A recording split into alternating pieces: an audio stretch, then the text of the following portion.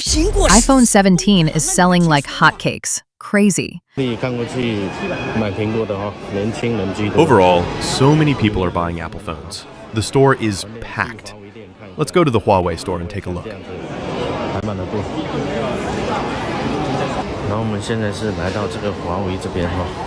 now on the Huawei side. Looking over, it's sparsely populated. Let's go inside and take a look. Not many people. Everyone, please support Huawei.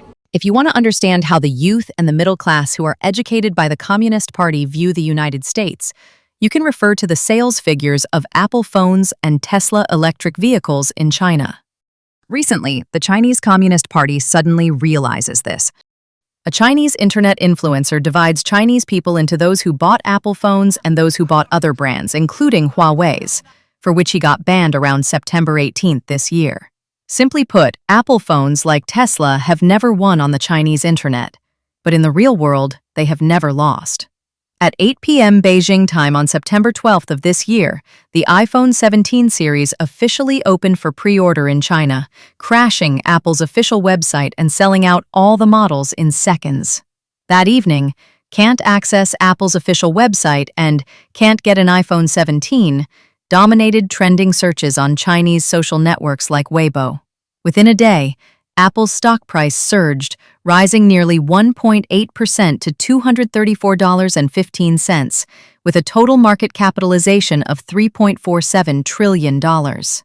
China boasts the world's largest mobile phone industry chain, with many domestic brands, and it has become the most competitive market in the world. For years, the CCP has gradually replaced American products with Chinese-made hardware and software, from Microsoft software to Dell computers and Intel chips. In the mobile phone sector, Huawei, with its military background, is supposed to replace Apple. The Beijing government not only secretly imposed restrictions on foreign brands like Apple, but also used its regime power to force the sale of Huawei phones. However, Huawei is disappointing. This time, it suffered another disastrous defeat, which left the CCP deeply embarrassed. It's truly outrageous. Let's see how many people are lining up at the Apple store opening. The staff here already announced its peak, and no more people allowed to queue. Still, people are lining up here. Now follow my camera. Packed. Go forward. Go. Go. There are still people lining up here.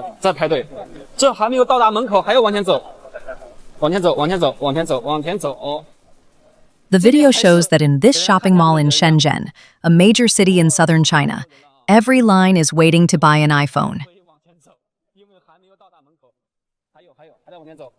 It feels like everyone in Shenzhen comes here and lines up.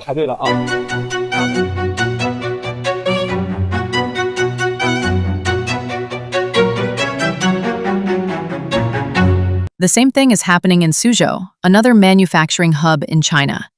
It's the afternoon of September 13th, and the iPhone 17 isn't even on the shelves yet.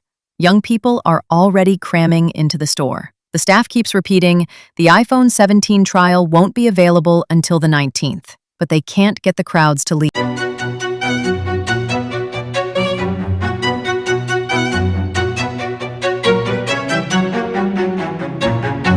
This Chinese blogger called Apple phones fruit phone.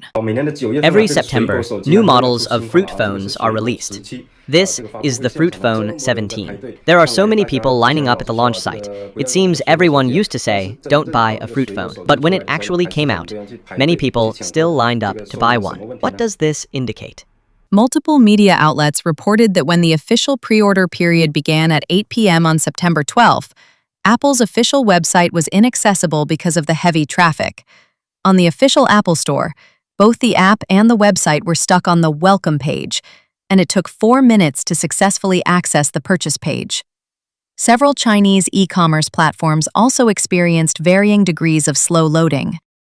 JD.com reported that the most pre-ordered of the 3 iPhone 17 models was the standard version, with over 3.43 million pre-orders, followed by the iPhone 17 Pro. Over 2.27 million Chinese people pre-ordered the iPhone 17 Pro Max, while 1.81 million pre-ordered the iPhone 17 Pro.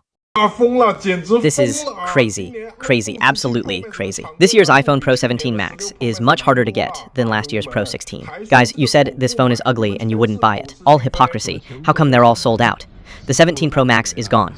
All are gone. I didn't get any. Oh my god, the official website for the iPhone 17 Pro Max is down. I can't even click on it. When I did, I had to wait 39 days for delivery. The models on sale include the iPhone 17, iPhone Air, iPhone 17 Pro, and iPhone 17 Pro Max, starting at 5,999 yuan and going all the way up to 17,999 yuan. That is from about $850 to $2,500 US dollars. The iPhone Air is Apple's recently released thinnest model ever. To free up more internal space, the iPhone 17 Pro Max, the Chinese version, eliminates the physical SIM card slot and fully switches to an eSIM virtual card design. Previously, the Chinese internet was flooded with criticism of this new phone series. The focus was on the back of the phone, where the camera design is called incredibly ugly, resembling a popular Chinese phone charger. Even dogs won't want this year's iPhone 17. Looking at the design, the internet is full of mockery. Ugly, utterly ugly. Every time a new model is released, some people call it ugly, but it's a small minority. As soon as the latest model goes on sale, a huge crowd buys it. All those who predicted the iPhone 17 series pessimism are proven wrong. JD.com data shows that Apple's iPhone 17 series sales per minute have already exceeded last year's entire day's sales. Pre-orders on Tmall have tripled compared to the previous generation of iPhones. I want to criticize Apple too, but with this data out, how can I? Isn't I asking for criticism for myself? Countless users are frantically rushing to buy. This time, iPhone the 17 Standard Edition offers more storage without a price increase, starting at 256 gigabytes for 5,999 yuan, or approximately $850 US dollars. This is $140 cheaper than the previous generation 256 gigabyte model. Given China's rapidly declining economy, the astonishing sales of Apple phones have surprised many Chinese. Perhaps Apple phones aren't just easy to use, they're also a staple of prestige and a fashion trend for a relatively small number of young Chinese people. As soon as the iPhone 17 went on sale, countless hidden millionaires emerged. My WeChat moments are filled with people posting orders and screenshots. From morning till now, it's all there. And they're all the 1 terabyte model. I checked.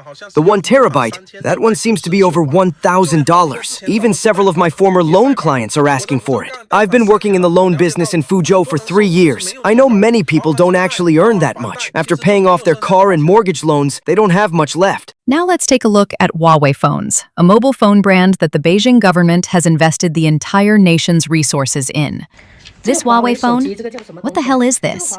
This Huawei phone is really getting me mad. I really can't help but complain today. Look at this phone. It doesn't even have a WeChat account. I'm so angry. And then there's the WeChat version. I don't even have the energy to complain. WeChat is still at version 1.07. Other phones have already updated to version 1.8. This Huawei phone has the latest Harmony OS. I don't want to criticize it, but I was so angry the past few days because I couldn't find my WeChat account.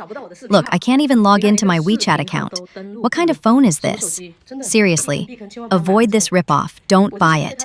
I was attracted to it solely by its looks. I spent $900. My heart aches. Oh, today my heart aches. If you had $900, would you choose Huawei or Apple? Definitely Apple.